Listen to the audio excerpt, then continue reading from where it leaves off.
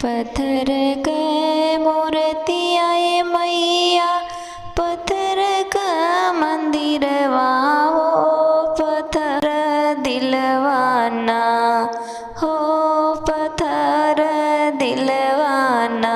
काहे कहलू शीतल मैया हो, पत्थर दिलवाना।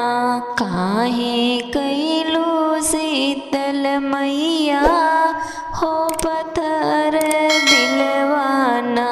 दर्शन के खातिर मैया, दर्शन के खातिर मैया, काढ़े में गईली हो कि कहाँ छिपलू ना हो मैया, कहाँ छिपलू ना।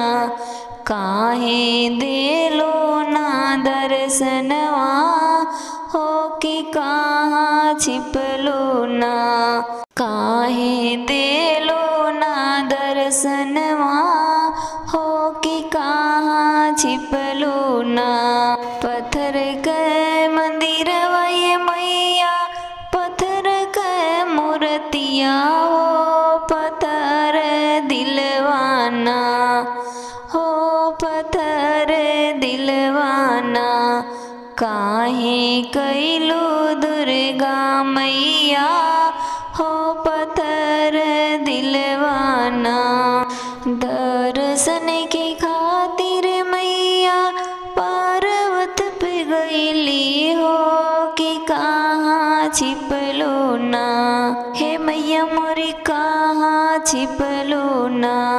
काहे देलो ना दर्शनवा ये मैया, कहाँ छिपलू ना। काहे देलो ना दर्शनवा ये मैया, कहाँ छिपलू ना। पत्थर के मंदिरवा ये मैया, पत्थर के मूर्तिया हो, पत्थर दिलवाना हो, पत्थर दिलवाना।